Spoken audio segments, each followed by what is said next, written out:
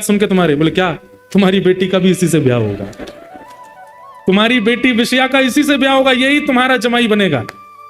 सुन करके दृष्टबुद्धि मूर्छित हो गया। गालव ऋषि की बात दृष्टबुद्धि के दिमाग में नहीं बैठी। उठ करके खड़ा हो गया दृष्टबुद्धि।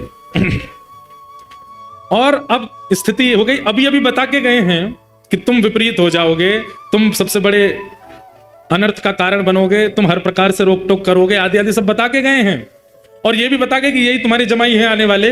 अब उठ करके खड़ा हुआ, जैसे ही देखा चंद्रहास को फटे से कपड़े पहन रखे थे, धूल मिट्टी लगी पड़ी है, सोने का ठिकाना नहीं, बाल कब से धोए नहीं, जटा बन गए हैं। और अपनी पुत्री को देखे विषया को, ये नहीं हो सकता, असंभव है, ये मैं होने नहीं दूंगा। भीतर चलो, बच्चों को भीतर ले गए, किवाड़ बंद कर दी। गालव ऋषि अपना कहका करके सब चले गए वहां से। अंदर आते ही विपरीत प्रवचन करने लगा। बोले ऋषि जनों की कोई बुद्धि तो होती नहीं है, सटिया गए हैं, ऐसे कुछ भी बोलते हैं और ऐसा कोई भाव नहीं है। और बिटिया तू चिंता मत करना, एक श्रेष्ठ राजकुल का बालक आएगा, उससे तेरा ब्याह करूंगा मैं। विषया बोली, पिताजी महाराज जी बोल के गए थे कि आप होने नहीं दोगे ब्याह, आप वही कर रहे हो।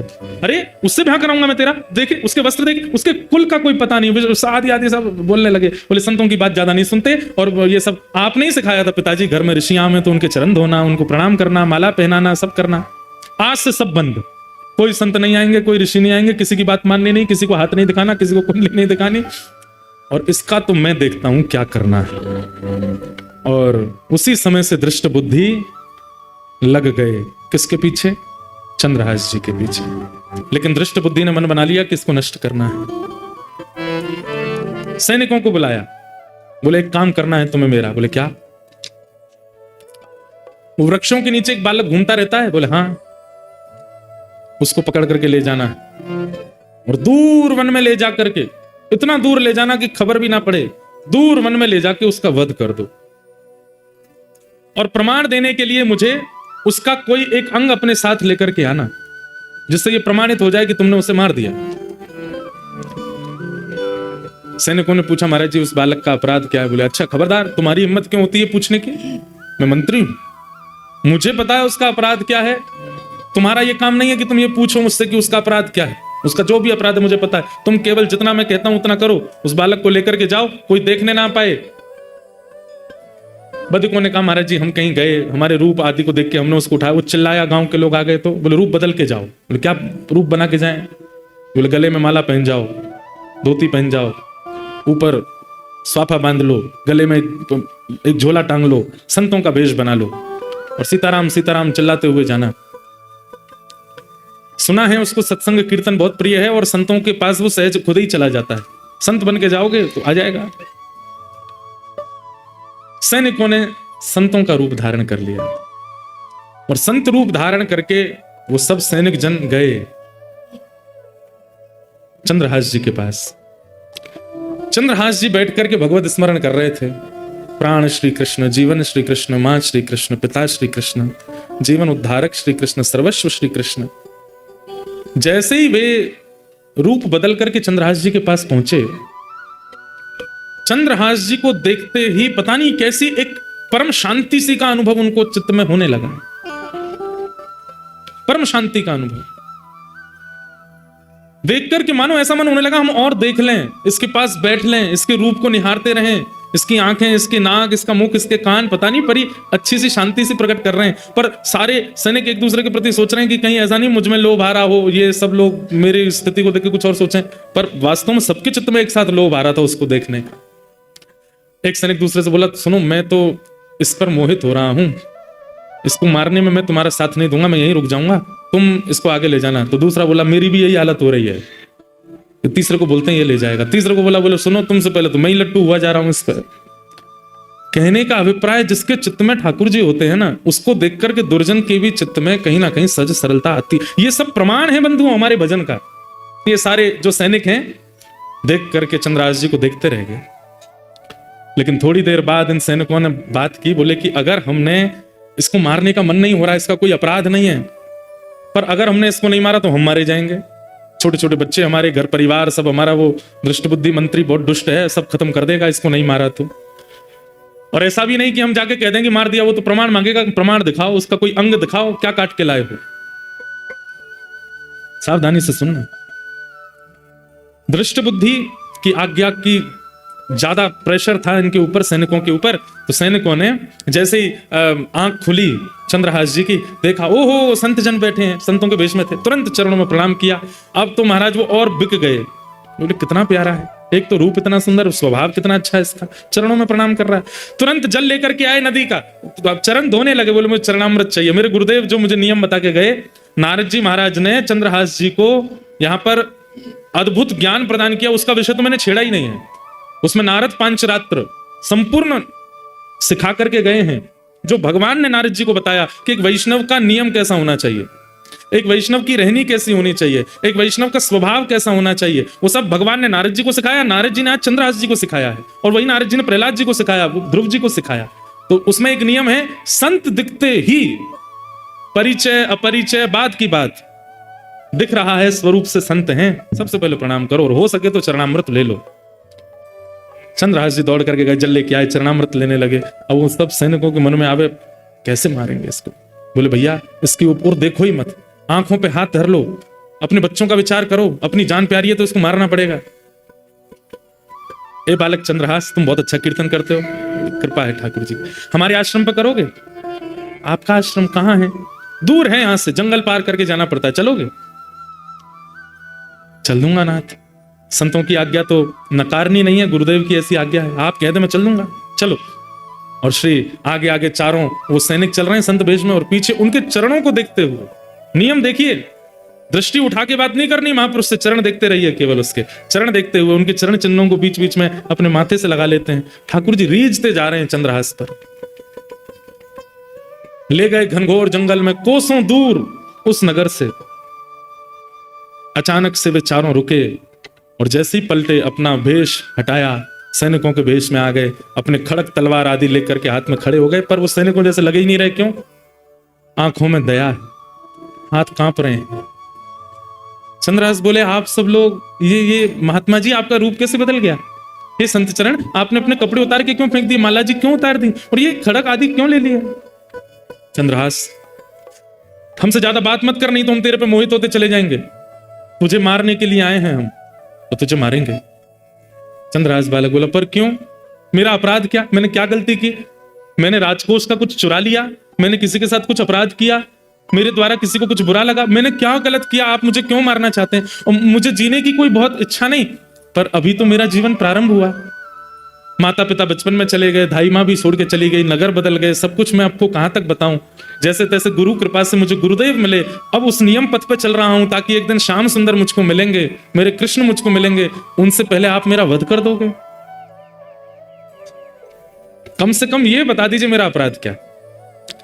बताने की अनुमति नहीं है, बस तुमको मारना है।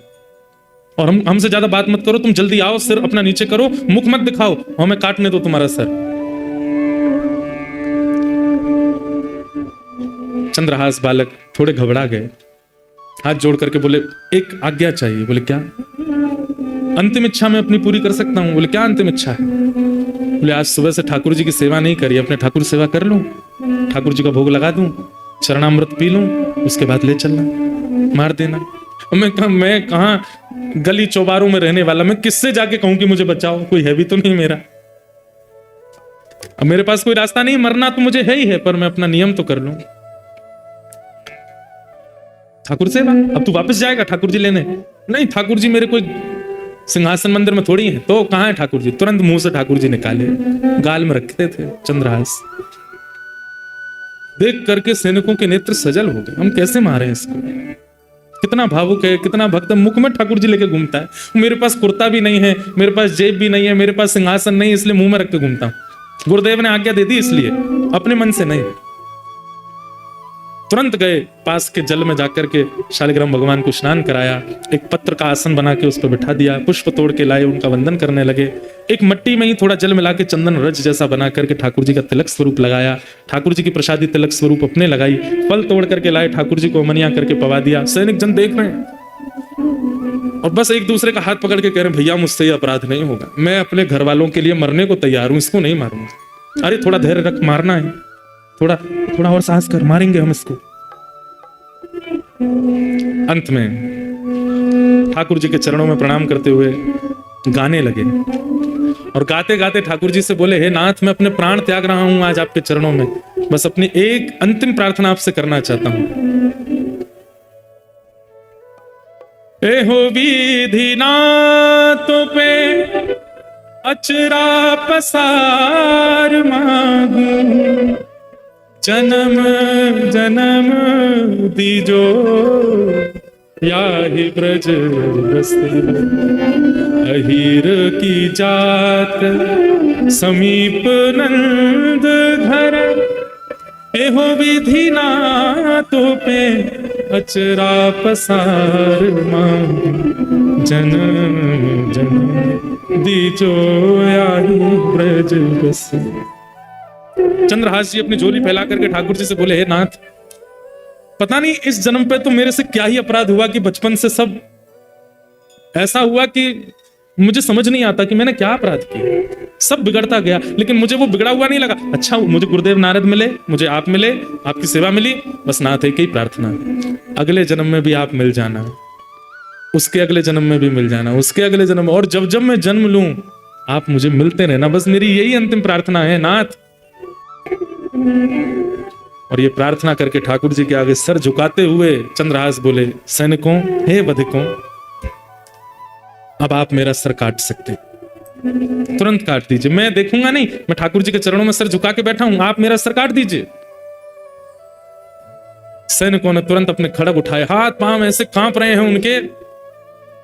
आज वही खड़ग जिससे अनेकों के सर धड़ से अलग किए, आज वो इतना भारी लग रहा है कि उसको चार मिलकर के नहीं उठा पा रहे। हाथ से खड़ग छूट गया, चरणों में गिर गए, बोले कि चंद्रहास, हम नहीं कर पाएंगे, पर तुम बताओ, तुम तो एक भक्त हो, हम मंत्री से कैसे बचे? वो हमें मार देगा अगर हम कोई प्रमाण लेकर के नहीं गए तो। नहीं महाराज, आप मारिए मुझे, आप अपना कार्य कीजिए, आपकी क्या गलती, आप तो मंत्री की आज्ञा मान रहे हैं। तभी एक, अब देखो ये भी ठाकुर जी की कृपा है, ठाकुर जी जो करते हैं सोच समझ के करते हैं। तभी एक सैनिक की दृष्टि पड़ी कि चंद्रहास जी के पैर में 5 नहीं 6 उंगली है। कई लोगों के एक एक्स्ट्रा अंगूठा होता है, कई लोगों के पैर में एक एक्स्ट्रा उंगली होती है, कई लोगों को, उनको कहते तो ऐसा ही है कि वो शुभ होते हैं, जिनके 6 उंगली हैं। दृष्टि पड़ी तुरंत, अरे रुको रुको रुको रुको, चंद्रहास अपने पैर दिखाओ। पैर दिखाया तो 5, एक अंगूठा, 4 उंगली और टन्नी उंगली में 1 उंगली और थी। मिल गया, बस थोड़ा कष्ट होगा तुमको, बिल्कुल चुपचाप आंख बंद कर लो अपनी। चंद्रहास जी ने आंख बंद की, करोगे क्या? बोले करो आंख बंद। आंख बंद की, वो उंगली पकड़ के उसको काट दिया, और काट करके बोले, बस अब तुम भाग जाओ यहां से, दिखना नहीं, हमें प्रमाण मिल गया, हम इसको जाके दिखा देंगे कि मार दिया, उंगली लेकर के आए, छोटा बालक था, मुख लाना हमने उचित नहीं समझा, उंगली ले आए हैं, मर गया चंद्रहास। और चरणों में प्रणाम करके चंद्रहास जी को खूब रक्त निकला। उन सैनिकों ने प्रणाम किया, बोले चंद्रहास तुम भाग जाओ यहां से, अब वैसे ही तुम कोसों दूर हो और दूर चले जाओ, और जीवन में कभी अवसर मिलेगा तो फिर देखेंगे तुमको, हम सौभाग्य मानेंगे तुम दोबारा मिले तो। उंगली छोटी सी काट करके ले गए सैनिक जन, इतने नाचते हुए आ रहे थे क्यों? मारना भी नहीं पड़ा, काम भी हो गया। यहां पर दृष्ट बुद्धि मंत्री सैनिकों को देखता है, बड़े खुश लगते हो ऐसा लगता है काम हो गया, जी हुजूर काम कर दिया हमने, प्रमाण दिखाओ। उंगली दिखाई, देख करके हंसने लगा दृष्ट बुद्धि। संत बोलता था उससे ब्याह होगा मेरी बेटी का, संत बोलता था वो राजा बनेगा यहाँ का। ये सब संत मंत कुछ नहीं होते, इनकी बातें ऐसी रहती हैं। और अब देखो अपनी पुत्री का ऐसे कुल में ब्याह करूंगा और देखना फिर क्या होता है। अब हो गया पत्ता साफ। और ये गालव ऋषि, इनको तो कभी बुलाना ही नहीं अपने यहाँ, कुछ भी बोल जाते हैं। मंत्री से बड़े थोड़ी होते हैं संत ऋषियों की वाणी। यहां पर चंद्रहास जी थोड़े लंगड़ा रहे हैं, पैर में चोट है, रक्त बहुत निकला। अपने शालिग्राम जी को मुख में धर के कुछ फल आदि पा लिए थे, वहीं सो गए, एक वृक्ष के नीचे सो गए ठाकुर जी का स्मरण करके। पास में एक देश था, एक नगर था, और उस नगर का नाम था चंदनावती नगर राज्य। और उस नगर का राजा था, उसका नाम था कुलिंद राजा, उसकी पत्नी का नाम था मेधावती। ये कुलिंद राजा जो थे, इनके कोई संतान नहीं थी। इन्होंने अपने ज्योतिषियों को बुलाया कि भाई मेरा वंश आगे चलेगा कि नहीं, मेरा कोई उत्तराधिकारी बन पाएगा कि नहीं, हम दोनों वृद्ध होते जा रहे हैं। तो ज्योतिषियों ने बताया, बोले आपका वंश तो आगे नहीं बढ़ेगा, तो फिर कुलिंद नगर का राज्य का राजा कौन होगा? तो उन्होंने देखा, बोले महाराज आपको एक यज्ञ करना पड़ेगा और उस यज्ञ की पूर्णाहुति कलश लेकर के आपको जंगल में एक सरोवर है वहां जाना पड़ेगा, वहां स्नान करना पड़ेगा। जब आप वहां से लौट करके आ रहे होंगे तब आपको एक बालक मिलेगा, वही बालक आप गोद लेंगे और वही बालक कुलिंद देश का राजा बनेगा। ठाकुर जी जैसे स्क्रिप्ट राइटिंग कोई नहीं कर सकता भैया। ऐसी सुंदर डायरेक्टर हो तो ठाकुर जी जैसे। हम सबकी स्क्रिप्ट लिख रखी है उन्होंने, कब कहां क्या हो जाए कुछ नहीं पता है। अब सोचिए, अब कुलिंद राजा उसने अनुष्ठान किया, अनुष्ठान करने के बाद यज्ञ विसर्जन के लिए सरोवर स्नान करने जा रहा है। सरोवर में स्नान करके जैसे ही लौटे, तो कहा था सैनिकों ने कि ब्राह्मणों ने, लौटते समय बस ध्यान से देखते आना एक बालक मिलेगा। लौटते समय जब आ रहे थे तभी दृष्टि पड़ी एक वृक्ष के नीचे चंद्रहास जी बैठे, ठाकुर जी का स्मरण करने में। जाते ही राजा ने उनके पास बैठे बोले, पूछ तो लूं कहीं किसी का बेटा ना हो, कहीं किसी और का ना हो, मेरे को तो अनाथ बालक चाहिए जिसको मैं अपने कुल दीपक बनाऊं। ये कौन है, इसकी जानकारी तो ले लूं। पूछा कि तुम कौन हो, तुम्हारा नाम क्या है? तो कितना सुंदर शब्द है। चंद्रहास जी कहते हैं, मात पिता सब कृष्ण है,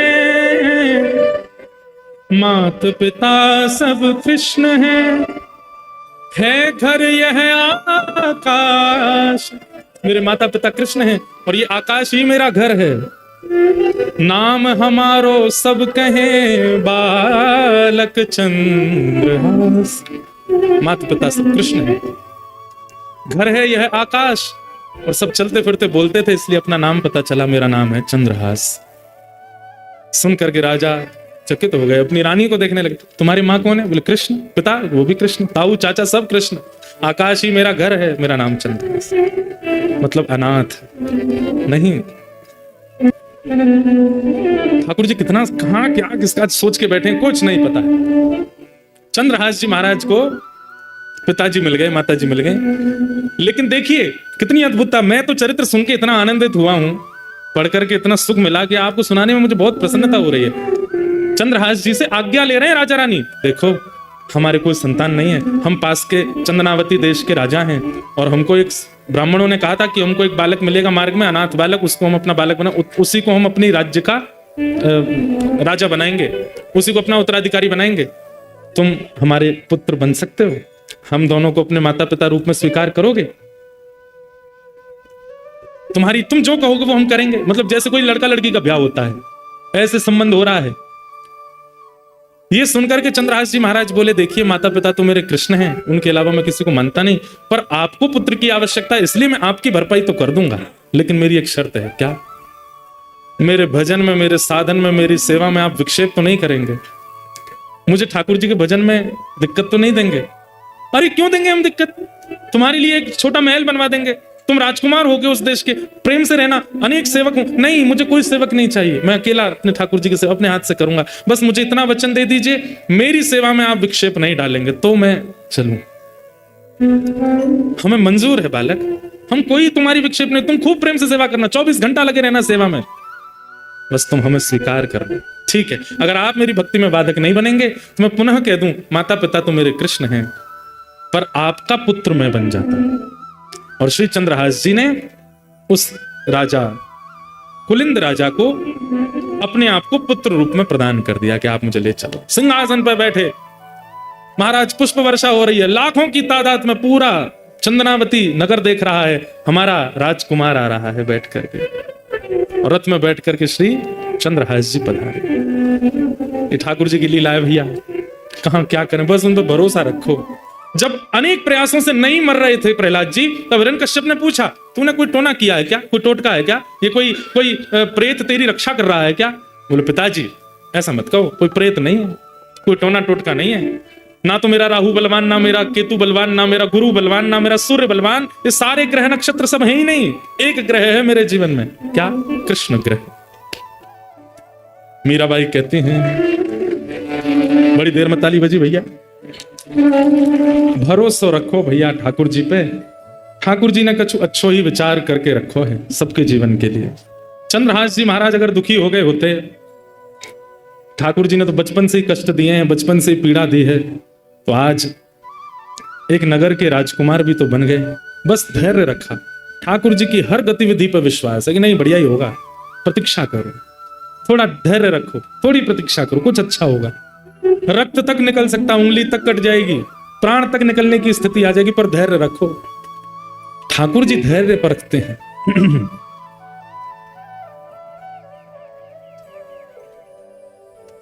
चंद्रहास जी अब चंदनावती राज्य के राजकुमार हैं।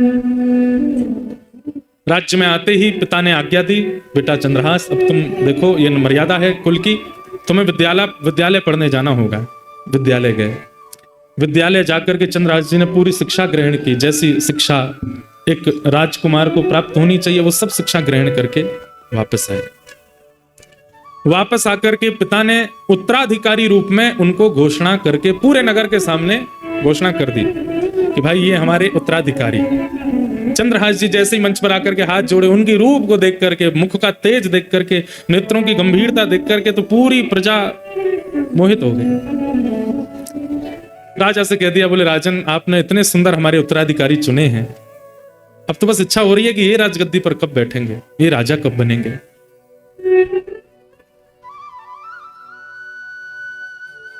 अब यहां एक ठाकुर जी बहुत दिन तक सब कुछ बहुत स्मूथ नहीं चलने देते, कुछ ना कुछ तो फिर आता ही है। और अब क्या हुआ,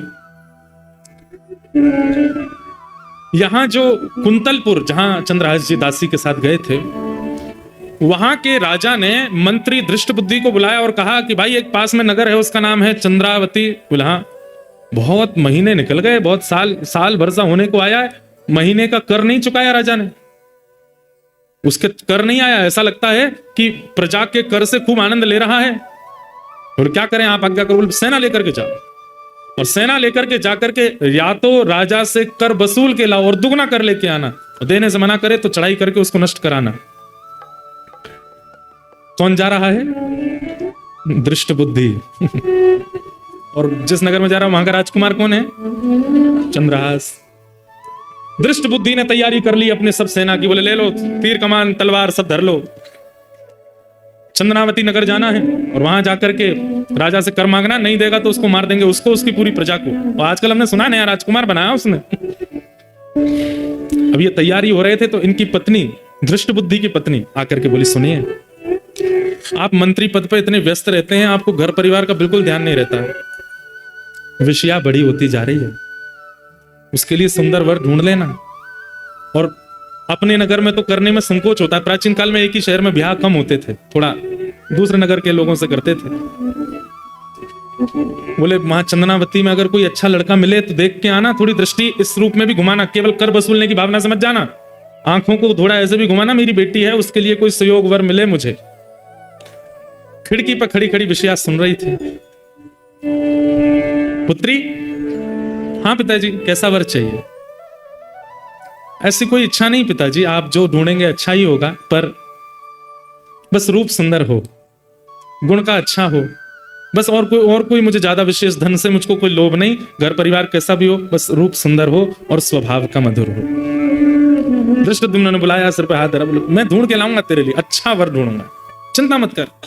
राजा ने जो कर मांगने को कहा वो बाद में होगा, पहले तेरे लिए पूरा नगर घूमूंगा, अगर कोई अच्छा लड़का मिला चंदनावती में ही कोई लड़का ढूंढ के तेरा ब्याह करूंगा। जी पिताजी। यहां दृष्टद्युम्न वो दृष्टबुद्धि अपने पूरी सेना लेकर के निकल रहा है, और वहां चंदनावती के राजा को अचानक याद आया और उसने चंद्रहास जी को बुलाया। पुत्र चंद्रहास, राजकुमार चंद्रहास, बोले जी तुम मिले तो हम तो इतने खो गए तुम में, इतना प्रेम तुमसे बढ़ गया, इतने आनंद में मैं और तुम्हारी मां रहने लगे कि हमने एक बहुत बड़ी गलती कर दी। बोले क्या? हमारा जो मुख्य राज्य है जिसके अंतर्गत हम आते हैं वो कुंतलपुर है, वहां के राजा को हम हर महीना कर देते हैं, वो कर तो हमने दिया ही नहीं। बेटा वो कर पूरा वापस करना है राजा को, और मेरे मन ऐसा है कि तुम भी साथ चलो, मैं राजा से थोड़ा परिचय भी करा दूंगा कि हमारे राजकुमार। जो आज्ञा पिताजी। और सुनो, कर थोड़ा जितना है उसका दुगना ले लेते हैं, कहीं राजा क्रोधित ना हो, उसको दे आते हैं। बड़े राजा तो वही है, हमारा तो नगर छोटा है। जी पिताजी। पूरी तैयारी होने लगी, यहां पर सब कर आदि इकट्ठा करने लगे, सब धन आदि सब बैलगाड़ियों में सजाने लगे। इतने में ही शंखनाद हुआ। बोले शंखनाद किस बात का? बोले कुंतलपुर के महामंत्री दृष्टबुद्धि अपनी सेना लेकर के आए हैं और राजा को कह रहे हैं कि वो स्तब्ध हो जाए, उससे कुछ कठिन चर्चा करनी है हमें। राजा चंद्रावती के बोले बेटा चंद्रहास, हम तो करने ही जा रहे थे, पर देखो मंत्री ही आ गया, अब बात तो करनी पड़ेगी। अंदर सिंहासन पर जाके बैठे मंत्री, बड़े नगर का मंत्री भी राजा के समान पूजनीय, उसका खूब स्वागत किया, वंदन किया, ला करके बिठाया।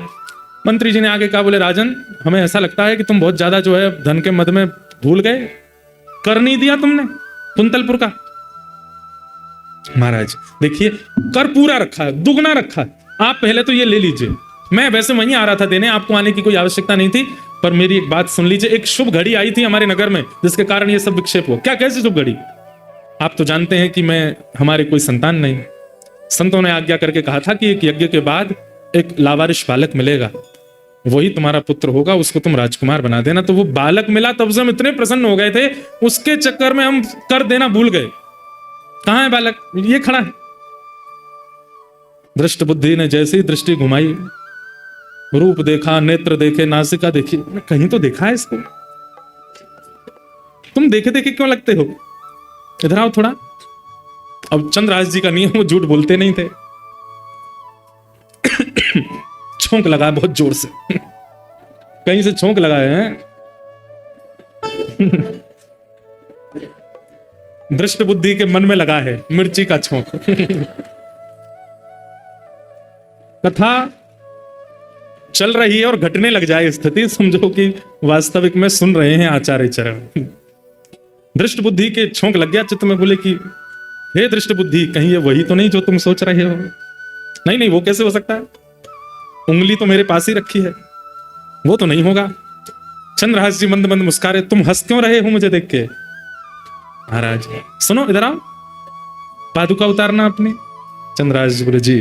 जैसे ही पादुका उतारी तो इकन्नी उंगली के पास में, अब वो कटा हुआ थोड़ा दिखता तो है ही, उसका वो भले भरा हुआ।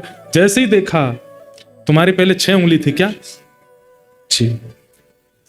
हे भगवान, मेरा नाम दृष्ट बुद्धि, मेरे साथ इतना बड़ा अत्याचार, अन्याय, मेरी प्रजा खेल गई मेरे साथ। मैं इतना घमंड करता था कि मेरे जैसा महामंत्री नहीं मिलेगा किसी को, सेना इशारे पर नाचती है, मेरे साथ ऐसा कर दिया। तुम्हारा नाम चंद्रहास है? चंद्रहास जी हंस गए। जी महामंत्री जी, मैं चंद्रहास हूं। इतने में राजा आया कंधे पर। हमने इसका राज्य तिलक आदि तो कर ही दिया है, अभी हमारा राजकुमार है, भावी हमारी चंदनावती का राजा। जैसे ही कई राजा तो सब चिल्लाने लगे, चंद्रहास राजकुमार की जय हो, चंद्रहास राजकुमार की जय हो। दृष्ट बुद्धि खड़ा खड़ा देख रहा है, दांत कसकसा रहा है। हाँ, बहुत अच्छा, बहुत अच्छा, सुंदर पुत्र है तुम्हारा, अच्छा बालक मिला, भगवान की कृपा है तुम्हारे ऊपर। बस यही कारण था कि हम कर नहीं दे पाए। इसकी लाड़ प्यार में और इसके उसमें हम इतने व्यस्त हो गए।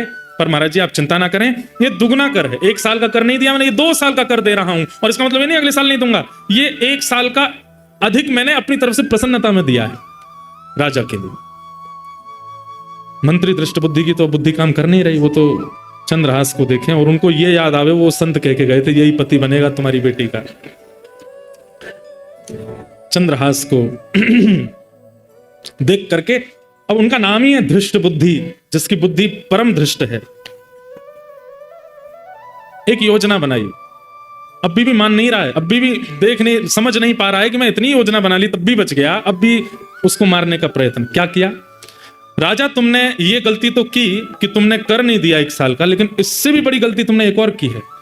तो चंद्रावती का राजा बोला क्या? भाई तुम कुंतलपुर राजा के अंतर्गत आते हो, बिना उनकी आज्ञा के और बिना उनको निमंत्रण दिए तुमने राजकुमार घोषित कैसे किया?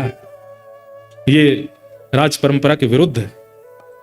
अगर उनको पता चलेगा कि तुमने उनको निमंत्रण तक नहीं दिया, उनसे पूछा तक नहीं, अरे एक विशेष राजा के नीचे जितने राजा होते हैं उन सबको अपना उत्तराधिकारी बड़े राजा से पूछ के रखना होता है। तुमने पूछा कुंतलपुर के राजा से? ये सुनते ही चंदनावती के राजा तो घबरा गए। महाराज अब आप देख लीजिए ना बात कैसे संभलेगी। मेरे लिए बहुत मुश्किल से मुझे उत्तराधिकारी मिला है और मैं इससे बहुत प्रेम करता हूं। कहीं क्रोध में आकर के उन्होंने मना कर दिया कि इसकी राजकुमारिता निरस्त करो और हम जो कहेंगे वो राजकुमार, वो मुझसे सहन नहीं होगा, इसी को राजकुमार रहने दीजिए, आप मेरी थोड़ी सहायता कर दीजिए। मंत्री दृष्टबुद्धि बोले, मैं तो तुम्हारा मित्र हूं ना, तुम्हारी सहायता ही करूंगा।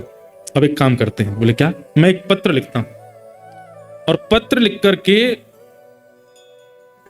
चंद्रहास को दूंगा, तुम मत जाना, तुम जाओगे तो राजा को क्रोध ज्यादा आएगा। और वो पत्र लेकर के चंद्रहास जाएगा कुंतलपुर, और वहां राजा के पास नहीं जाना, सीधे मेरे पुत्र माधव के पास जाना। माधव को मैं पत्र में लिख दूंगा कि वो बात पूरी संभाल लेगा, और ये जो तुमसे थोड़ा सा अपराध हुआ है इसके लिए राजा तुमको क्षमा करे। माधव से बहुत प्रेम करते हैं राजा हमारे। अब मैं तो यहां हूं, मुझे तो कर पूरा गिनती करवानी है, उसके बाद ही जा सकता हूं, तब तक मैं जा नहीं सकता कुंतलपुर, तो मुझे तो यहीं रहना पड़ेगा। तुम चंद्रहास को भेजो और मैं पत्र लिख देता हूं। पत्र लिखा और चंद्रहास से कहा, पत्र में लिख देता हूं, इस पे ऊपर मोहर लगाऊंगा, खुलना नहीं रास्ते में, सीधे जाके मेरे पुत्र माधव को देना। मैं क्यों पढ़ूंगा आपका पत्र, आप लिख दीजिए।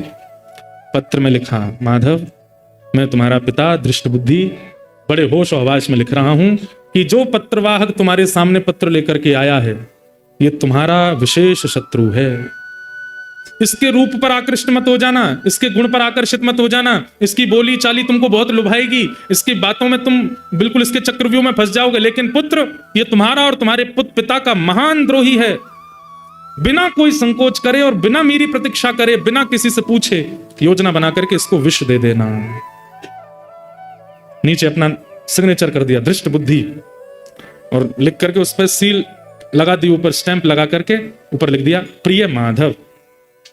चंद्रहास इधर आओ, खोलना नहीं इसको। नहीं, मैं क्यों खोलूंगा, लेके जाओ और सीधे मेरे पुत्र माधव के पास जाना, जाकर के उसको दे देना, वो सब बात संभाल लेगा। राजा, मैंने संभाल ली तुम्हारी। अरे मंत्री जी, आप तो बड़े हमारे कृपालु, कितनी कृपा आपकी हमारे ऊपर है। निकल पड़े चंदनावती से रात्रि में एक घोड़े पर बैठ करके परम भक्त श्री चंद्रहास जी रास्ते भर कीर्तन करते जा रहे हैं, ठाकुर जी का स्मरण करते हुए जा रहे हैं, बड़े भाव से ठाकुर जी को याद कर रहे हैं। रात भर हो गई चलते चलते, सुबह पहुंचे कुंतलपुर। बहुत सुंदर कथा है बंधु, भाव से सुनो, ठाकुर जी कैसी कृपा करते हैं। कुंतलपुर जैसे पहुंचे तो ये तो इनका पुराना नगर था ही, बचपन की सारी यादें आ गई। मेरी माँ मुझे लेकर के यहाँ आई थी, यहाँ पे हम लोग रहे थे, ये मंत्री जी का घर है, यहाँ पे हम खाते थे, यहाँ पे खेलते थे, सब मन में घूमने लगी बातें। दृष्टबुद्धि ने विचार किया, चंद्रहास जी ने विचार किया, सुबह सुबह का समय है, अभी तो सब भोर में जग रहे होंगे, अभी सीधे माधव के पास जाना, मुझे लगता है कि वो भी स्नान ध्यान कर रहा होगा, अभी क्या सीधे उसके पास जाता हूँ, ये पास में बगीचा है, यहाँ पर रुक करके थोड़ा अपने ठाकुर जी की सेवा कर लूं, स्नान ध्यान कर लूं और सेवा आदि करके फिर चलेंगे माधव के पास। बगीचे में पहुंचे, जाके स्नान किया, सरोवर में जल लेकर के अपने मुख से ठाकुर जी निकाले, सेवा करी, सेवा आदि करके ठाकुर जी को बढ़िया प्रसाद भोग लगाया फलों का। फल पा लिए तो चंद्रहास जी रात भर सोए नहीं, घोड़ा चलाए थे तो थोड़ी थकान सी लगी उनको। अपनी पाग उतार के नीचे रखी, पाग के ही जैसे ऐसे पाग बांधते हैं तो एक पाग के छोड़ में ही वो पत्र रखा था, रख दिया। अपने हाथ की तकिया लगा करके ठाकुर जी के ऊपर एक उंगली रख के मेरे पास रहे, उस भाव से सो गए। गहरी नींद आ गई चंद्रहास जी को। चंद्रहास जी यहां गहरी नींद में सोए और आज परम पावन कोई देवी का दिवस था, उस बगीचे में देवी का मंदिर था। देवी पूजन करने के लिए विषया वहां पर आई, दृष्टबुद्धि की बेटी। आपको याद तो हो रही है ना, कहता कहीं भूलते तो नहीं जा रहे पिछली तो दृष्टबुद्धि की बेटी विषया, वो उस बगीचे में देवी पूजन करने के लिए आई। देवी पूजन करने के लिए सब सखियों के साथ में आई थी। ये देवी मंदिर में ही मिलते हैं सबको। रुक्मणी जी को कृष्ण मिल गए देवी मंदिर में, सीता जी को राम जी मिल गए देवी अर्चना में। आज कात्यायनी महामाई, हमारे यहां तो कहते गोपियां भी तो देवी आराधना करती, तभी तो रास बिहार हुआ। योग मायाम उपाश्रते, देवी आराधन करने के लिए पुष्प चयन कर रही थी विषया अपने सखियों के साथ। पुष्प चयन करते करते एक डाल हटाई तो दृष्टि पड़ी, अपने हाथ की तकिया लगाए सोए हैं चंद्रहास। परम सुंदर रूप का तो कहना ही क्या, घुंघराले केश हैं, आहा ऐसी ऐसी मुख कांति। मैंने कहा ना, ये भक्त चरित्र भी है और एक बड़ी विशुद्ध प्रेम कथा भी है चंद्रहास की। श्री राधा रमणीय हमारे श्री प्रियादास जी महाराज जिन्होंने भक्तमाल का विस्तार किया, उन्होंने चंद्रहास जी का चरित्र कहा भी है। जैसे ही देखा चंद्रहास की ओर, प्रेम के लक्षण प्रकट होने लगे चित्त में, नेत्रों में अश्रुपात होने लगा, हाथ पांव कांपने लगे और चित्त में ठाकुर जी का परम प्रेम प्रगाढ़ होने लगा। स्मृति आई विषया को, शायद कहीं तो देखा है, ये रूप पहले भी देखा है। सखियां सब पुष्प चयन कर रही थीं, चयन करके तुरंत विषया गई, देवी मंदिर में जाकर के अर्पण कराई, बोले कि जो बाहर लेटे हैं या तो यही मेरे पति बन जाएं या ऐसा कोई पति मुझे प्राप्त हो जाए। रूप का सुंदर, उसको रूप ही चाहिए था, गुण ही चाहिए था। प्रणाम करके वापस लौट करके आई। अब तो एक झरोके में बैठ करके बस देखते रह जा रही है। वो सो रहे हैं चंद्रहास जी, देखते देखते बोले कहीं तो देखा है। थोड़ा और पास गई, कहीं से तो देखा है, और पास गई, कहीं तो देखा था। पास जाकर के देखा, लेकिन अब बड़े हो गए चंद्रहास जी तो इतने समझ में नहीं आए कौन है, कहां से, कैसे।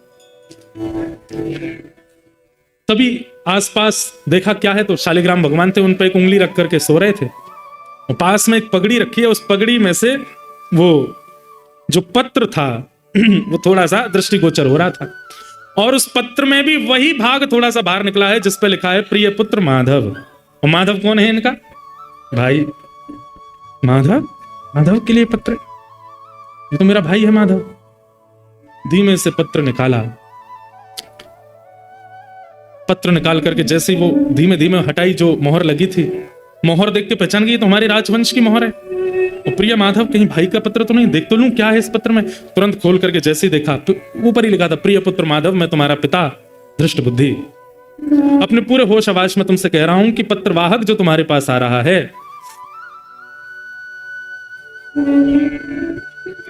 ये तुम्हारा शत्रु है, और तुम बिना किसी विचार के, बिना किसी चिंतन के मेरी प्रतीक्षा मत करना, इसको विष दे देना, मेरा प्रतीक्षा मत करना। एक थोड़ी सी सुधार करने वाली बात अभी अभी याद आई। वो भाई का नाम माधव नहीं मदन था। क्या नाम था? मदन। वो क्यों समझ में आई बात? क्योंकि संस्कृत में पत्र लिखा था और उसमें ये भाव, जब विषया पढ़ रही है अपने पिताजी का पत्र, तो प्रिय पुत्र मदन, मैं तुम्हारा पिता दृष्ट बुद्धि पूरा पत्र लिख रहा हूं, इसको ध्यानपूर्वक पढ़ना, मेरी प्रतीक्षा मत करना, इस पत्र को पढ़ करके ऐसे ऐसे कर। तो वो जब पढ़ रही थी तो उन्होंने पहले पत्र की पंक्ति देखते ही सोचा पिताजी गए हैं मेरे लिए वर ढूंढने के लिए, हो सकता है उनको वर मिल गया है और उसी वर के संकेत भाई को भेजा है। तो जहां पर लिखा था कि मदन, ये जो पत्रवाहक आया है तुम्हारा शत्रु है, तो मदन का एक अर्थ होता है कामदेव, और कामदेव यानी कि बहुत सुंदर है कामदेव। उस काम का शत्रु कौन है? उसकी सुंदरता को नष्ट करने वाले श्री कृष्ण हैं। तो मदन का शत्रु मतलब कि भाई कामदेव को भी लज्जित करने वाला जो ये पत्रवाहक सुंदर आया है, इसको तुम विष प्रदान कर देना, बिना मेरा चिंतन किए, बिना मेरी प्रतीक्षा किए इसको विष दे देना। तो विषया ने सोचा ये पिताजी ने पत्र लिखा है भैया को बताने के लिए कि जो पत्रवाहक है ये मेरे लिए सुंदर वर है, जिसकी सुंदरता कामदेव को भी लज्जित करने वाली, और है ही इतने सुंदर हैं। पर जल्दी जल्दी में पिताजी ने विषया की जगह विष लिख दिया है। विष दे देना। पिताजी ने जल्दी जल्दी में विषया की जगह विष लिख दिया है। पर भैया के पास ये पत्र मैं लेके जाऊंगी तो बात अलग जाएगी, इनको ही जाना चाहिए, पर मैं इसको कैसे ठीक करूं? काली स्याही से लिखा है। तुरंत विषया ने एक नुकीली कुछ सीख निकाली और अपने आंखों का काजल लेकर के उस पर लगाया सीख पर। वो संस्कृत में पूरा लिखा था, विषयस्मयी प्रदायतम। अगर प्रदायतम करें तो इसका अर्थ होगा इसको विष दे दो। अब उन्होंने सोचा कि विषयस्मयी को विषयामयी कर दूं तो मतलब मैं हो जाऊंगी। तो उन्होंने क्या किया, विषयास्मयी प्रदातव्या, एक आ की मात्रा पीछे लगाई, एक आ की मात्रा आगे लगाई अपने आगल के आंख के अंजन से, और पत्र का पूरा अर्थ बदल गया। पत्र का अर्थ क्या हो गया कि हे प्रिय पुत्र मदन, ये जो पत्रवाहक तुम्हारे सामने आए हैं ये मदन का शत्रु है, यानी कि मदन मतलब कामदेव को भी लज्जित करने वाली इसके रूप है। तुम मेरी प्रतीक्षा मत करना, मेरे आने का चिंतन मत करना, मेरे आने की खबर मत देखना। जितना जल्दी हो सके, बिना किसी से पूछे विचारे, किसी को बिना बताए, तुरंत इसको विषया प्रदान कर देना, इससे विषया का ब्याह कर देना। विषया कर दिया। विषया करके तुरंत वो लेके और कहीं से कुछ गर्म सा कुछ लाई, उससे वो जो मोहर थी उसको थोड़ा पिघला करके और उसको पुनः लगा करके मोड़ मरोड़ करके फिर से पाग में धर के और विषया बलैया लेकर के भाग गई वहां से। बढ़िया होगा। जाके भैया से बोले, भैया जल्दी तैयार हो जाओ। क्यों? कोई आ गया तो मेहमान, तैयार रहो। ठाकुर जी की लीला अद्भुत है। यहां थोड़ी देर बाद चंद्रहास जी की नींद खुली। नींद खुलने के बाद देखा सूर्य खूब ऊपर आ गए। बोले, अरे बहुत लंबा सोया मैं तो। पाग देखी, अपनी पाग में पत्र आदि सब रखा था, उसको और संभाल के पाग वाग पहनी। ठाकुर जी मुंह में धरे गाल में और अपना सब व्यवस्थित करके तुरंत घोड़े पर बैठे और टप टप करते पहुंच गए महाराज मंत्री दृष्ट बुद्धि के घर पर। मदन ने देखा घोड़े पर बैठ करके परम सुंदर परम प्रवीण कोई आया है। आते ही उसको देखा। बोले, कहीं तो देखा है, कहीं तो देखे हो तुम। कौन हो भैया? अरे मदन भैया, मुझे भूल गए। आपको पूरी नगरी मंत्री पुत्र कहती है। बचपन में एक आपका सखा था, दासी पुत्र उसको सब कहते थे। अच्छा, चंद्रहास? बोले, हाँ भैया चंद्रहास। अरे भैया, तुम्हारे संग तो बहुत खेले हम, इधर आओ, हृदय से लगा लिया। बोले, तुम तो पहचान में ही नहीं आए। बोले, भैया बस सब आयु बढ़ गई, लेकिन बहुत अच्छा लगा कि आप मुझे मिल गए। अरे तुम तो बचपन में ऐसे ही रहते थे, आज बड़े सुंदर लग रहे हो, बड़े मधुर लग रहे हो, तुम्हारा रूप आकांति सब बिल्कुल बढ़िया, और ये राजकीय वस्त्र पहन के कैसे, क्या खबर? चंद्रहास जी ने सब बताया। बोले, ऐसे ऐसे मैं तो वहां चला गया था, वहां पर एक राजा ने मुझको गोद ले लिया और अपना राजकुमार। अरे तुम राजकुमार बन गए? जी, बड़े भले पधारे भैया, बताओ कैसे आगमन हुआ? बोले, हमारे नगर चंद्रावती में पूज्य पिताजी पधारे हैं दृष्ट। हाँ हाँ, पिताजी चंद्रावती तो गए? बोले, हाँ, तो उन्होंने पत्र भेजा है आपके लिए, ये पत्र है। पत्र खोल करके तुरंत वो हटा करके पत्र खोल करके, प्रिय पुत्र मदन, तुम्हारे सामने जो खड़ा है पत्रवाहक, ये मदन का शत्रु है, काम को लज्जित करने वाला है। इसकी सुंदरता पर, इसकी भाव पर, इसके सब पर मदन मोहित होता है। इसलिए ठाकुर जी को मदन मोहन कहा जाता है, क्योंकि काम भी मोहित होता है उनके रूप पर। तुम इसके रूप को देख करके मेरी प्रतीक्षा मत करना, मेरे आने का विचार मत करना, मैं आऊं तभी सब काम हो, ऐसा कोई भाव मन में मत रखना। मेरे आने से पहले ही बिना किसी को बताए, बिना खबर दिए, बिना निमंत्रण दिए विषया को इसको प्रदान कर देना। अब पत्र देखते जा रहे हैं, सामने देखें मदन के नेत्र सजल हो गए। बोले, मेरे जीजाजी खड़े सामने। दौड़ करके गए, तो सबको तो नहीं बताना, माँ को तो बताना। माँ माँ माँ सुनो। बोले, हाँ क्या हुआ? हमारी बहन के लिए सुंदर वर मिला है। माँ कहाँ है? पिताजी ने लिख करके भेजा है, विषया को दे दो, और कह रहे हैं मेरी प्रतीक्षा मत करना, तुम विवाह कर दो विषया का। कहाँ है जमाई राजा का? बोले, द्वार पर खड़े। बाहर आकर के देखा तो बाहर चंद्रहास जी खड़े थे, हाथ जोड़े। हाँ, बारी जाऊं, कितने सुंदर हमारे जमाई राजा। लाला जल्दी कर। विषया को बोला, विषया जल्दी आओ। बिटिया, तुम्हारी शुभ घड़ी आ गई, देखो सुंदर पति आए। देखा भी नहीं विषया, मुझे मंजूर है, मां करा दो, करा दो, अब देरी मत करो। पिता बेटी एक बात लेकिन कष्ट की है। बोले, क्या? पिता ने कहा है कि वो नहीं आ पाएंगे। कोई बात नहीं माँ, आते रहेंगे पिताजी, आप तो मेरा ब्याह कराओ जल्दी। ये कथा नारद जी सुना रहे हैं और अर्जुन और कृष्ण बैठ करके सुन रहे हैं, ठाकुर जी सुन रहे हैं बैठ करके चंद्रहास का चरित्र।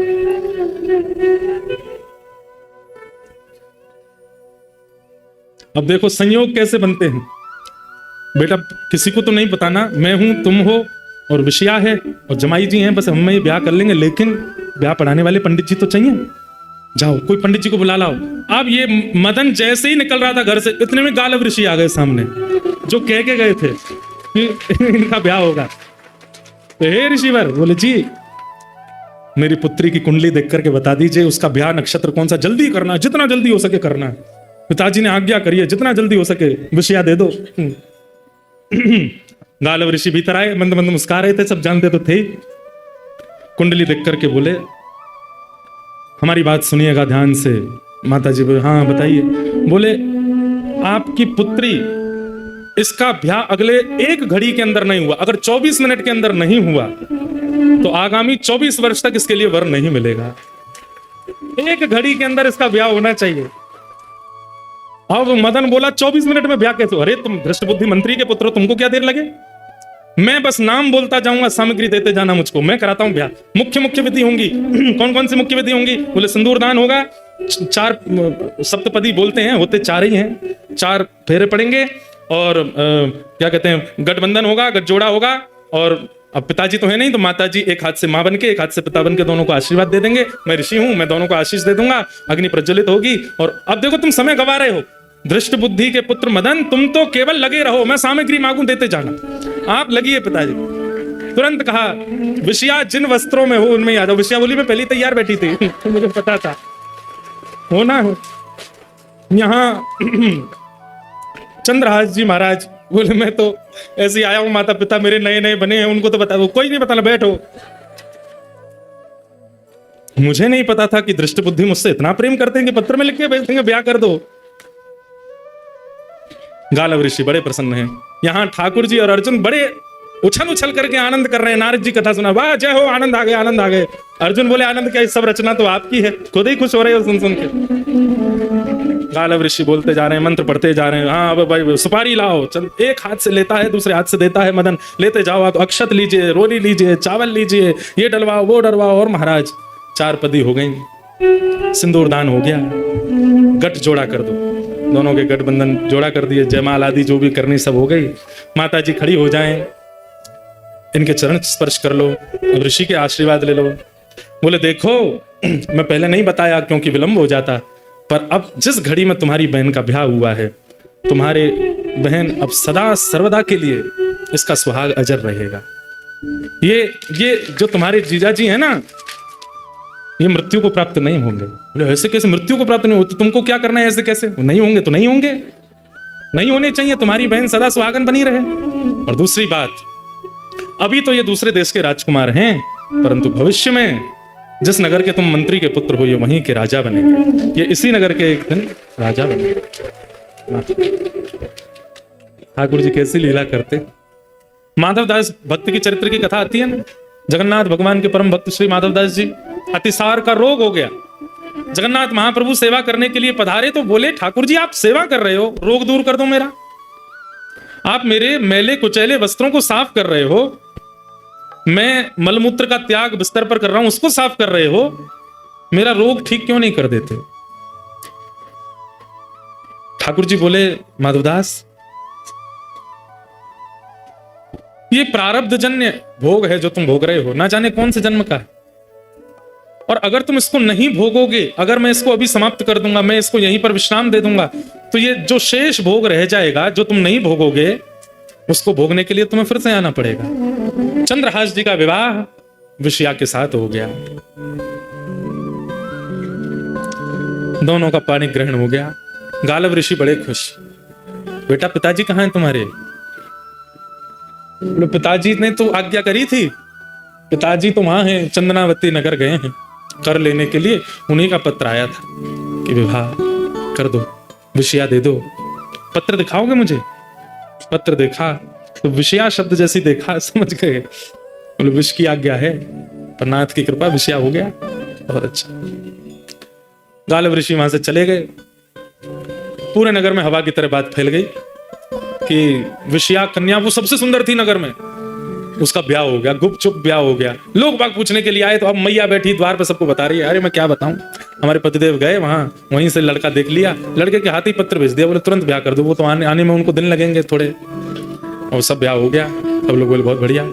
2 4 5 दिन हो गए, यहाँ पर घर जमाई बन के बैठे हैं चंद्रहास जी, घर में खूब सेवा चल रही है, खूब प्रसन्ना प्रेम से रह रहे हैं। 5-6 दिन बाद वहां जब कर की गिनती पूरी हो गई तो पिता दृष्ट बुद्धि निकले और रस्ते में सोचते जा रहे हैं अब आएगा आनंद। वहां पे नीला शव पड़ा होगा उस चंद्रहास का, पिछली बार तो बच के भाग गया था, अब की बार बच के नहीं भाग पाया होगा। मदन ने उसको बढ़िया वाला कालकूट विष पिलाया होगा, उसका शव देख करके फिर मैं आनंद करूंगा। ऋषियों की वाणी है, सत्य करनी है मुझको, एक दासी पुत्र मेरी बेटी ब्याह करेगी उससे। जैसे ही पहुंचा कुंतलपुर, अब भीतर प्रवेश किए तो लोग बाग जो घूम रहे थे, बधाई हो बधाई हो बधाई हो, आपको बहुत बहुत बधाई हो महाराज। काय बात की बधाई? क्या हुआ भैया, तुम सब लोग बधाई क्यों दे? अरे क्या सुंदर वर भेजा आपने, विषया के लिए हम तो बचपन से सोचते थे इतनी सुंदर है विषया, उसके लिए सुंदर वर कैसे मिलेगा, दृष्ट बुद्धि जी को इतना सुंदर वर तो नहीं मिल सकता। पर आपने भी बिल्कुल ये समझिए नहले पे दहला दिया, और आपने बहुत अच्छा किया जो आपने ये कह दिया कि मेरी प्रतीक्षा मत करना। सुन करके दृष्ट बुद्धि बोले सब क्या बोल रहे हो, सब जगह सब बधाई बधाई देते जाएं। मंत्री जी तुरंत पहुंचे, द्वार पर देखा तो पत्नी खड़ी है, हाथ में थाल लिए, बेटा मदन खड़ा है माला लिए, सब सेना खड़ी है, महामंत्री हैं, विषया खड़ी है, और विषया के बगल में चंद्रहास खड़े खड़े मुस्कुरा रहे हैं। दृष्ट बुद्धि पहुंचे, तुरंत रथ से उतरे, बेटा इधर, तूने पत्र नहीं पढ़ा था क्या? पिताजी आप क्यों इतनी, भीतर तो आइए। माला पहनाई, चरण वरण धोए, बढ़िया सब व्यवस्थित किया, भीतर चलिए ना। चंद्रहास को देख रहे हैं, बोले थोड़ा दूर खड़ा हो विषया से। अंदर गए, अंदर जाकर के बोले तूने पत्र नहीं पढ़ा था, मैंने तुझे पत्र भेजा था। ए चंद्रहास तुमने इसको पत्र नहीं दिया? मैंने दिया, उसी की तो कृपा हुई सर। पत्र दिया, क्या किया तुमने उस पत्र का? पिताजी जैसा आपने कहा था वैसा मैंने किया। आपने पत्र में लिखा था, क्या लिखा था मैंने? आपने लिखा था कि जो पत्रवाहक आ रहे हैं ये मदन का शत्रु है, मतलब कामदेव का शत्रु है, सुंदर तो है ही हमारे जीजा जी। और फिर उसमें आपने नीचे लिखा था कि मेरी प्रतीक्षा मत करना, कोई विचार मत करना, कुछ सोचना मत, कुछ बूझना मत, विषया को इसको दे देना। मैंने पिताजी तुरंत ढूंढने गया तो संयोग की बात द्वार पर वो गालिब ऋषि मिल गए, और उन्होंने तुरंत आकर के कहा 1 घड़ी के अंदर ब्याह हो जाना चाहिए। 24 मिनट के अंदर अंदर तो हमारी बहन ब्याह गई और ब्याह हो गया इनका, दोनों की जयमाल हो गई, सिंदूरदान हो गया, सब कुछ हो गया। पिताजी विषया का ब्याह हो गया चंद्रहास से। सुनते ही विषया का ब्याह हो गया, सुनते ही रोने लगे, ये क्या हो गया? मैंने कितना प्रयास किया था बचाने का, अरे मूर्ख ये तूने क्या कर दिया? पिताजी मुझे पता है आपको बहुत कष्ट है, मैंने आपकी प्रतीक्षा नहीं की, पर आपने लिखा था कि प्रतीक्षा मत करना, इसीलिए मैंने जल्दीबाजी में सब कर दिया। पिताजी बहुत अच्छे से सब हो गया है, बहुत बढ़िया। हमारी जीजा जी चंदनावती के राजा भी हैं। 4 दिन तक उठा नहीं बिस्तर से दृष्ट बुद्धि, बस सोचता रहा ये मैंने क्या कर दिया, ये कितना बड़ा अपराध हो गया, कितना बड़ा कष्ट मेरे जीवन में आ गया। मेरी सुंदर सुकोमला पुत्री, इसके लिए सर्वस्व मैंने किया, उसका ये भाव हो गया। बहुत अच्छा है, पति मिल गया हमारी बेटी को, करेंगे कुछ ना कुछ प्रयास। चरित्र तो खूब विस्तृत है, सूक्ष्म में थोड़ा और सुना दूं। अभी भी चेता नहीं। अब मतलब ये सोचिए कि इतना अपने ऊपर बात लिया है, जिस पुत्री के लिए सुयोग वर ढूंढने के लिए इसने हजारों योजनाएं बना रखी थी, उस पुत्री के लिए अब ये तक विचार करने पर आ गया कि विधवा हो जाए चलेगा, लेकिन दासी पुत्र मेरे घर में जमाई नहीं बनेगा, इसको मार के रहूंगा। जाको राखे साइया मार सके ना कोई, बाल न बांका कर सके जो जग बेरी हो। धृष्टद्युम्न ने एक योजना बनाई। क्या योजना बनाई? फिर से बुलाया सैनिकों को, और सैनिकों को जाकर के कहा वो हमारे यहाँ बगीचा है। बोले हाँ, उसमें देवी मंदिर है। बोले जी छुप करके वहां खड़े हो जाओ, तलवार निकाल करके, क्योंकि अब मैं कहूंगा देख के मारो तो देख के तो मारते ही नहीं है इसको, इसका रूप देख करके तो मारने का मन नहीं होता। अब ऐसी योजना बनाते हैं कि कह देंगे कि भाई सुबह सुबह जो सबसे पहले मंदिर में आवे उसका सर धड़ से अलग कर देना बिना देखे, वो हमारे राज्य का शत्रु है। यहाँ सैनिकों को भेज दिया, वहां पर जाकर के सब सैनिक खड़े हो गए। रात्रि में इन्होंने अपने सब परिवारी जनों के साथ बैठ करके सबसे कहा कि एक योजना बनी है। बोले क्या? हमको एक संत मिले थे जब मैं चंदनावती से आ रहा था, तो उन्होंने कहा है कि तुम्हारे यहाँ जो कुल देवी हैं उनकी पूजा करनी पड़ेगी। किसको? होने वाले जमाई को, और अकेले जाना पड़ेगा, सुबह सुबह भोर में जाना पड़ेगा। पुत्र कल विषया तुम भी नहीं जाओगी, मदन तुम भी नहीं जाओगे, हम भी नहीं जाएंगे, अकेले जमाई राजा जाएंगे और मंदिर में जाके देवी पूजन सुबह सुबह भोर में करेंगे, और वहां देवी पुष्प को ये चढ़ाएंगे, तभी इनका जीवन कल्याण में आदि आदि बहाने बना दिए। ठीक है। यहां ये हुआ था कि विषया का ब्याह पढ़ा करके गालव ऋषि जब निकल रहे थे अपने गंतव्य की ओर, तो उस समय राजा अटारी पर खड़े थे कुंतलपुर के। उन्होंने देख लिया गालव ऋषि को, तुरंत बुलवाया। बोले कि आप हमारे यहाँ पधारो। पधारे। बोले कि महाराज हमारे राज्य की कुशलता के लिए मुझे कुछ आज्ञा कीजिए, सब मंगल में बना रहे। बोले कल सुबह भोर में सबसे पहले देवी पूजन करने जाओ। राजा को ही आज्ञा कर दी। बोले कल सुबह सुबह चले जाएंगे महाराज। अब यहाँ वही हुआ, यहाँ पर मंत्री जी ने भेज रखे थे अंदर कि जो भी आवे सरदार से अलग कर देना। राजा तो इतना उत्साहित था अपने राज्य के कल्याण के लिए कि राजा भोर में ही सबसे पूर्व ही वहां अकेले पहुंच गया। आज्ञा करके गए थे अकेले जाना, राज आदि वो सब मत लेके जाना। राजा ने जैसे ही प्रवेश किया भीतर, सैनिकों ने उसका वध कर दिया। वध करने के बाद में अब तो महाराज पूरे नगर में हल्ला मच गया, क्या हुआ क्या हुआ। सैनिकों को पकड़ लिया, पकड़ करके पूछा किसके निर्देश पर तुमने ऐसा किया। दृष्ट बुद्धि सो करके उठे, बोले कि खबर आ रही होगी। खबर आई कि महाराज राजा पधार गए हमारे नगर के। पूछा अरे राजा कैसे चले, मंत्री हूं मैं। तो बोले कि सुबह सुबह देवी पूजन करने गए थे, वहां पर सर दर से अलग कर दिया। सिर पकड़ के बैठे, भगवान ये क्या हो गया, ये तो बहुत बड़ा अनर्थ हो गया। सैनिकों से पूछा गया कैसे मारे गए राजा, किसने कहा था तुमको। इशारा कर दिया दृष्ट बुद्धि। दृष्ट बुद्धि को पकड़ लिया, बंदी बना लिया। क्या करें कैसे करें, हमारा देश तो अब राजविहीन हो गया। मंत्री जी को तो बंधक बना लिया, दृष्ट बुद्धि को। पर सब लोगों ने चंद्रहास जी को जब देखा तो राजा मरे, तो इतने सारे राजा भी वहां इकट्ठे हुए। सब लोगों से पूछताछ की गई कि आप लोग क्या विचार करते हैं, कौन राजा होना चाहिए। तब चंद्रहास जी की ओर देख करके सब लोगों ने उनको चुन लिया और कहा कि यही राजा हमारे कुंतलपुर के होने चाहिए। और वे राजा बने। राजा बनने के बाद में उन्होंने खूब भाव से अपने देश का, अपने नगर का संचालन किया। खूब प्रेम से उन्होंने आनंद के साथ में सबका निर्वहन किया। तत्पश्चात आज अर्जुन के घोड़े उन्होंने हरण कर लिए।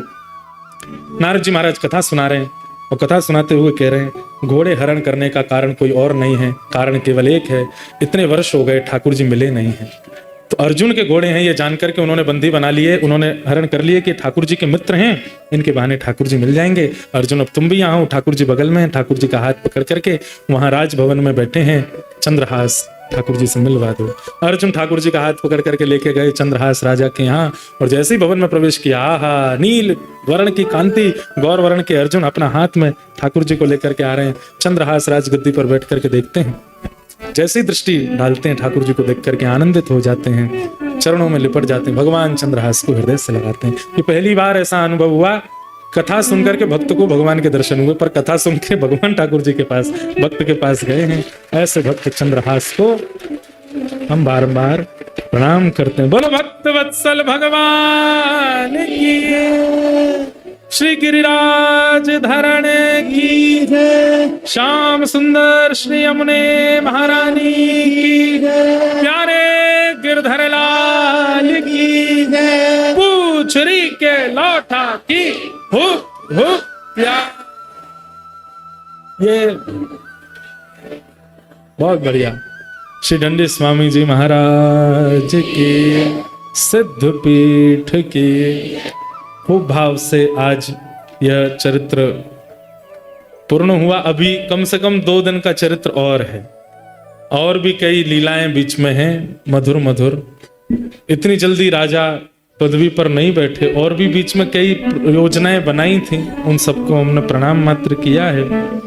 श्री दंडी स्वामी महाराज जी के चरणों में यहाँ सेवा करने के लिए आने का मुझे अवसर मिला, ये मेरा परम सौभाग्य है। हमारे मंदिर के जितने भी सेवा अधिकारी हैं, सेवा करने वाले जितने भी वैष्णव हैं, सबको हम अपने हृदय से प्रणाम करते हैं। आपने ये कृपा की।